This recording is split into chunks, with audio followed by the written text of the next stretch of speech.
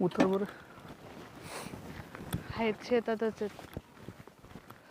चालतं काय करू, घेऊ आज त्यांना सगळं स्पष्टपणे बोलून. त्यांना सगळं नीट समजून सांगावं लागेल.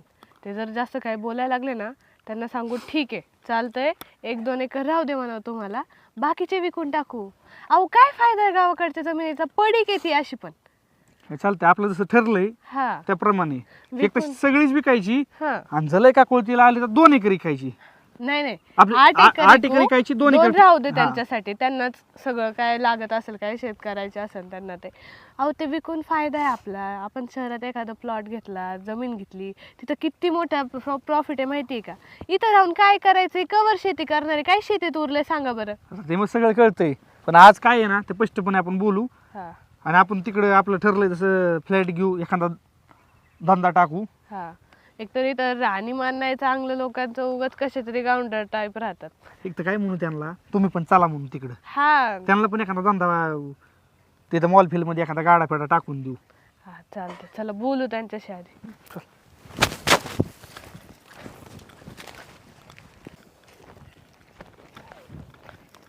आई ना कुठे या ना. काय रे इकडंच लगेच घरी फोन नाही काय नाही. काय नाही, जरा अचानकच आलो, काम होतं. असं काय एवढं अर्जंट काम आलं तुला लगेच. येतात ना सांगतो.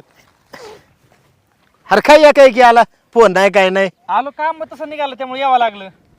का रे बाबा सगळं व्यवस्थित आहे ना. सगळं व्यवस्थित आहे. मला एक सांगा, तुम्हाला कवर आहे शेतीत दिवस काढायचे तर?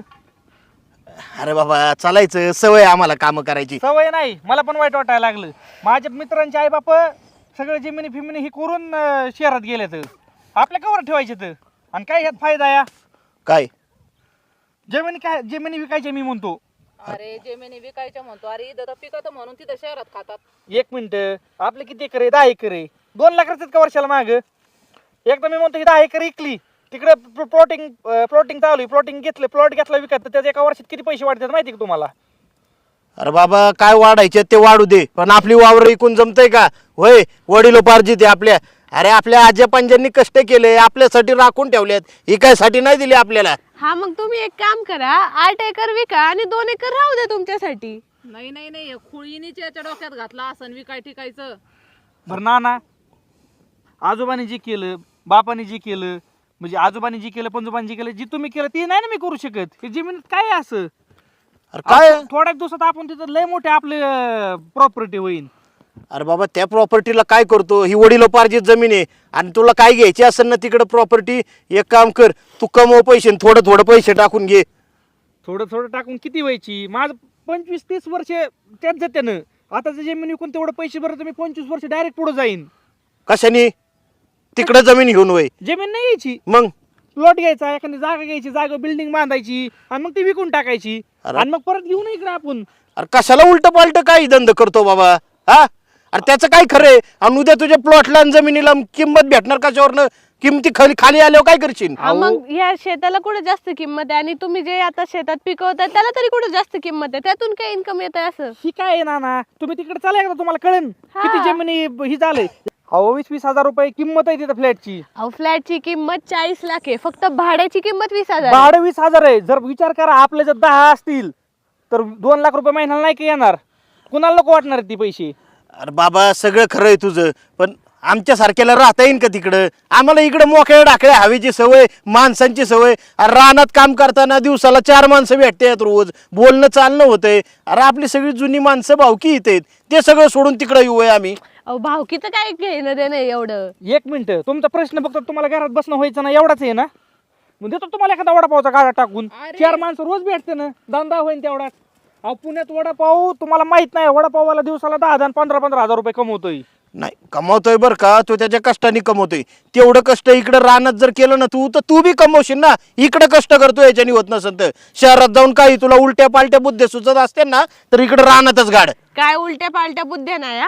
शहरात जाऊन कळतंय त्यांच्या मित्रांकडे त्यांच्या आत्ताच गाड्या आहेत, 2-3 गाड्या अशा उभ्या आहेत पार्किंगला. त्यांच्या मित्रांनी त्यांच्या आई वडिलांनी एवढं समजून घेतलंय त्यांना, सगळं विकलं त्यांच्यासाठी. नाही नाही आता काय होतं, याचा फोन आला होता पुण्याहून, म्हणे काय पेट्रोल ते कमी पडलं आणि ते लोकांचं काहीतरी झालं ना आता.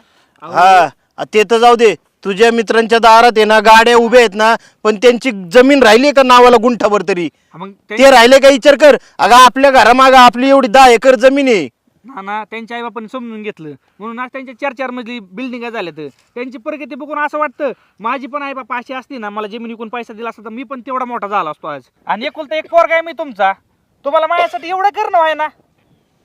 अरे बाबा एकुलता एक पोरगा आहे म्हणून तुझ्याच कल्याणाचं सांगतोय. आमचं काय नाही राहिलं बाबा, आता तुमचं व्हायचंय जायचंय.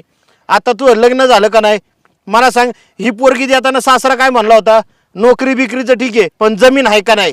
आधी जमीन बघून तुमची लग्न झाल्या, तिची काय निघला वय? मग मी तीच म्हणतो 2 एकर ठेवू. उद्याच्याला आमच्या पोराच्या सोयरेक होताना विचारते तुमच्या पोराकडे किती फ्लॅट आहेत, कुठं कुठं किती किती प्लॉटिंग आहे ही विचारत्यानं. त्याचा विचार करा जरा तुम्ही. अरे बाबा काय घेऊन बसला त्या फ्लॅटचं तुझं?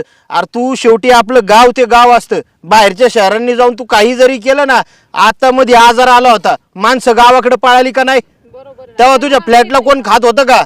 अरे आता ते गॅस मिळाना झालाय, पेट्रोल मिळाना झालंय, माणसं परत गावाकडे पळाली का नाही?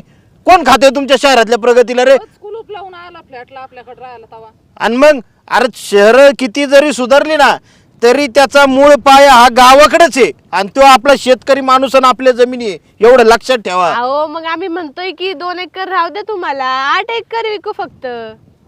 2 एकर ठेवले तर आपलं पण गावाकडे येणं होईल. हा. असं समजा एखादं परत असं काय कटकारस्थान झालं, समजा आता ही युद्ध चालू आहे, असं जर काय घडलं तर आपण परत गावाकडे येऊ. पण आपल्या तिकडे तेवढी प्रॉपर्टी असेल का नाही मला एवढं सांगा तुम्ही. नाही नाही, आपल्या आज्या पंजानी फक्त 2 एकर एकच एकर ठेवली असती तर तुमच्या वाट्याला आज 1-1 गुंठा तरी आला असता का?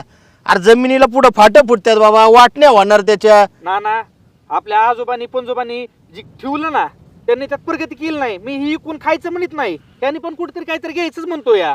अरे प्रगती करावा पण ती आज्या पंजानी ठेवलेले वावराव नाही. तुमच्या मनगटात धमक आहे ना, तुम्ही तुमच्या हिमतीव करून दाखवा, आम्हाला नका करायला लावू काय. जाऊ दे, यांना काय ऐकायचंच नाही आपलं वाटतं. हा तू त्याच्या कान भरूनच आलेली आहेस का? तो आई बापाला वावर ऐकायला लाव आणि तिकडे बंगले की. मी नाही कानं भरून आले, ते बघतात आहे, त्यांच्या मित्रांचं बघतात आहे, त्यांची प्रगती बघतात आहे, त्यामुळे ते आलेले स्वतःहून मला घेऊन. हे बघ सगळ्यात सोपा उपाय सांगू का तुला? तुला बी वाटते नाही वावर विकावा मी, चालते. तुझ्या भावाला आहे ना शहरात 4 घरं घेऊन दे, फ्लॅट घेऊन दे, आणि तुझ्या वडिलांना म्हणा गावाकडची जमीन विकून त्याला फ्लॅट घेऊन द्या. जर तुझ्या भावाला वावर विकून बापाने घेऊन दिलं ना तर आम्ही बी आमचा 1-2 एकर विकून घेऊन देऊ तुम्हाला. तसं करून टाका मग.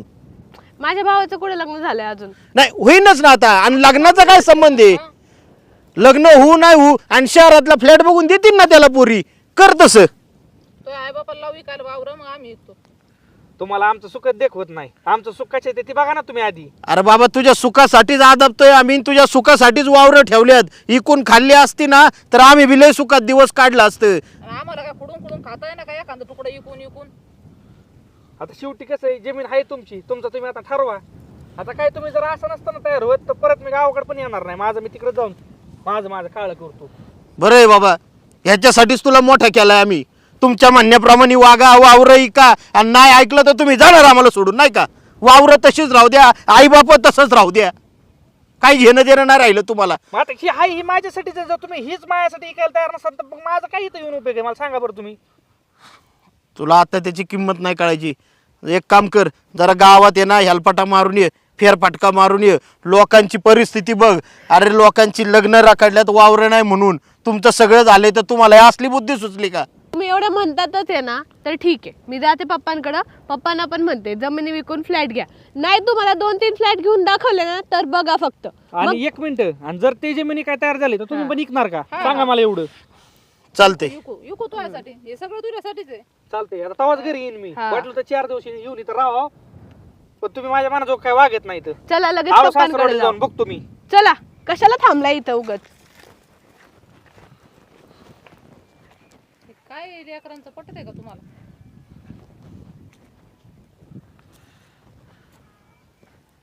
चला जाऊ घरी. थांबत असले तर बघू, नाही तर चाललेच आहेत.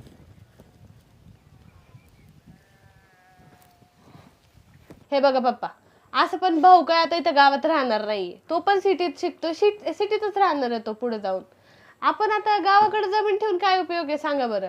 इथलची जमीन विकून त्याला तिथं फ्लॅट घेऊन दिला तर किती मोठं कल्याण होईल. ही आयडिया कुठून आली? आयडिया कुठून आली म्हणजे आता आम्ही राहतोय ना सिटीमध्ये. हो. आता ह्यांचे मित्र बघा, ह्यांच्या मित्रांच्या आई वडिलांनी सगळी पार त्यांची जमीन विकून आता त्यांचं घर आहे, त्यांचे 2-4 बिल्डिंग आहेत, त्यांच्या घरात पुढं 3-4 गाड्या लागलेल्या असतात. एवढे रईस जिंदगी जगतात आहेत ते. कल्याणच झालं त्यांचं तिकडे. हा मग आमच्या पण डोक्यात चाललं होतं 10 एकर जमीन आमच्या गावाकडे आहे. हा मग आम्ही कसं म्हणलं आईला नानाला की बाबा 10 एकर विकू, तुम्हाला तिकडे एखादा धंदा टाकून देतो. पण ते ऐकायला तयार नाहीत. मग त्यांना काय म्हणलं 10 मधले 2 एकर ठेवा, हा त्यांच्यासाठी. जवळ वाटण तर तिकडे या, तुम्हाला जर तिकडे नाही म्हणलं रमलं तर इकडे या. मग हाय ही 2 एकर आहे. तुम्ही तिकडे काय करायला गेलेले आहेत? आम्ही तिकडे नोकरीसाठी येतात आम्ही दोघं पण, तुम्हाला नोकरीसाठी माहिती गेले आहे का का? नाही? मग आता तुम्ही तिकडे नोकरीसाठी गेले म्हणलं ही जमीन विकायची, तिकडे वापर करायचा वेगळा, वापर ना मी. शितली जमीन विकायची आणि तिथं भांडवल वापरायचं ना. हा मग घरी इकडं मोकळं केलं आहे का नाही? मग ह्याच्यापेक्षा तुम्ही तुमच्या कष्टावर करा ना उभा. कष्ट बाबा तुम्ही सर्व्हिसला गेलात ना, तुमचं चांगलं चाललंय की नाही? मग इथल्या जमिनीचा कशासाठी वाट बघायची? अहो पप्पा, आता हे बघा, आता आम्हाला जेवढं पेमेंट आहे 25-30 वर्ष लागतील आम्हाला तेवढं बांधकाम करायला, तेवढं जमा करायला पैसे. मग 25-30 वर्ष एवढं करण्यापेक्षा आहेत ना घरी पैसे, ते विकून करता येईल ना आम्हाला. थोडं थोडं करता करता तळ भरतं आणि एक खाट्या तळावर गेलं तळ तरी फुटतं, नाही तर ती काहीतरी अडचणी वाढत चालते. हाय मस्त. पण आता जर मला सांगा, आता माझ्या मित्रांनीच मागच्या 2 वर्षापूर्वी जमीन विकली आणि एक जागा घेतली. एक जागा घेऊन तर त्यात जेवढं फ्लॅट निघले त्याने ते विकून टाकले. हो. विकून टाकल्यानंतर त्याने आता परत जागा घेऊन 3 बिल्डिंग चालू केल्या. तर आज त्याचा नाही म्हणता म्हणता 20 कोटी रुपयाचा मालक झालाय तो. वावर एकूण. वावर विकून. हा. वावर काय 1 कोटी रुपयाला विकलं होतं. मग एक मला सांगा, जमिनीत तेवढे फेड आहे का? 2 वर्षात जर 1 कोटीतून जर 20 कोटी रुपये होत असतील तर आणि जमिनीची किंमत पुढे थोडी वाढणार आहे, तेवढीच राहणार 1 कोटीची 1 कोटी. कोणी सांगितलं? तुम्ही तुमच्या सर्व्हिसच्या गावात जर घरी आले तर एक दिवस जरी राहिले आणि चक्कर मारा कुठं जाऊ शकत नाहीत, वावरातच जाऊ शकता. ते बी तुमचं आहे म्हणून. तेवढं आहे. मग आता तुम्ही, आता आमचं कसं, आमचं तर चाललंच होतं, पण आमच्या डोक्यात होतं की तुम्ही पण तुम्हाला 15 एकर आहे बाबा, वरची 5 एकर विकून मिळवण्याला तिकडे एखादा फ्लॅट वगैरे घेऊन दिला तर हा, त्याचं पण रान केलं लागेल. दादाला एखादा प्लॉट घेऊन दिला, त्याचं चांगलं होईल सगळं. त्याची पण इच्छा असेलच तुमच्याशी तसं बोलायची, तो बोलत नसेल कधी. नाही, असं नाही व्हायचं. तुम्ही पण तयार नाही. नाही, आता त्यासाठी वावरात गेलं तरच कळतं. आता हे वावरात जायचं नाही म्हणून कळाना की वावर इकलं तरच पैसे होते ना, असं द्या ना तिथे. जाऊन मग आता काही नाही म्हणतात म्हणल्यावर चला निघायचं. मग निघू आपण आजच. काय तर जाऊ सर, आता काय नोकरीत पैशावर खरा चांगलं होतं. थोडा टाइम लागून द्या. येऊ का मग? हो.